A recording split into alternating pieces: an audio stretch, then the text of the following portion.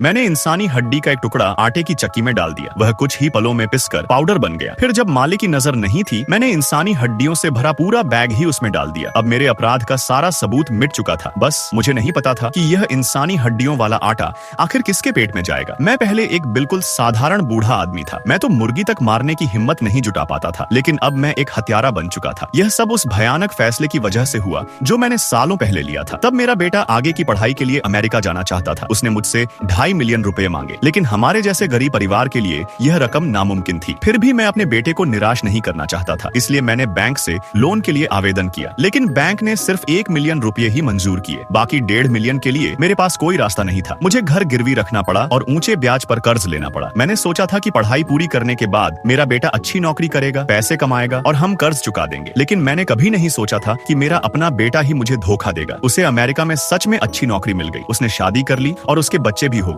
लेकिन उसने कभी हमारे कर्ज चुकाने में मदद नहीं की। उल्टा वह मुझसे और मेरी पत्नी से चिढ़ने लगा। जब भी हम बात करते, वह जल्दी ही झुंझला जाता, खासकर तब जब मैं लोन की बात करता। वह हमेशा कोई न कोई बहाना बनाकर फोन काट देता। इस तरह भारी कर्ज चुकाने का पूरा बोझ हम दोनों पर ही आ गया। एक आधी रात को गुंडा जॉनी फिर पैसे लेने आ गया। वह अपने साथ एक औरत को भी लाया था। उसने उस औरत से मेरे पैर छुआए। भारत में यह बुजुर्गों के लिए सम्मान का सबसे बड़ा संकेत माना जाता है, लेकिन मैं इतना डरा हुआ था कि कुछ भी कह नहीं पाया। उसके बोलने से पहले ही मैं जल्दी से घर के अंदर गया और महीने का ब्याज निकाल कर ले आया। जॉनी ने देखा कि रकम में 2000 रुपए कम थे, लेकिन उसने कुछ नहीं कहा। इसके बजाय वह उस औरत के साथ मेरे बेडरूम में चला गया। 1 मिनट बाद वे दोनों अस्त व्यस्त कपड़ों में बाहर आए। मेरे उजड़े हुए कमरे को देखकर मैं समझ गया कि यह एक चेतावनी भी थी और एक अपमान भी। कुछ दिन बाद मैं बैंक से पैसे निकालकर लौट रहा था, तभी जॉनी ने फिर मुझे निशाना बनाया। उसने मेरे हाथ से पैसे छीन लिए। जब उसकी कार स्टार्ट नहीं हुई तो उसने मुझे उसे धक्का लगाने का आदेश दिया। मैंने विरोध करने की हिम्मत नहीं की और चुपचाप उसकी बात मान ली। लेकिन इतनी यातनाओं के बाद भी मेरी इंसानियत नहीं मरी। एक रिटायर्ड टीचर होने के नाते मैं गरीब बच्चों को मुफ्त में पढ़ाता था। मैं अपनी छोटी सी जरूरतों से पैसे बचाकर उनके जन्मदिन पर केक तक लाया करता था। लेकिन इन्हीं बच्चों की वजह से मैं एक ऐसी जगह पहुंच गया जहां से कोई रास्ता नहीं बचा था। उस दिन जॉनी एक आदमी को घर देखने के लिए लेकर आया। वह कर्ज चुकाने के लिए मेरा घर बेचने की योजना बना रहा था। मैंने साफ मना कर दिया। मैंने उससे गिड़गिड़ाकर कुछ और दिन देने की भीख मांगी। तभी एक छोटी लड़की ने अपना होमवर्क पूरा किया और मुझसे जांचने को कहा। जॉनी की नजर तुरंत उस बच्ची पर टिक गई और उसी पल मैं समझ गया कि उसके दिमाग में एक बेहद गंदा ख्याल पैदा हो चुका है।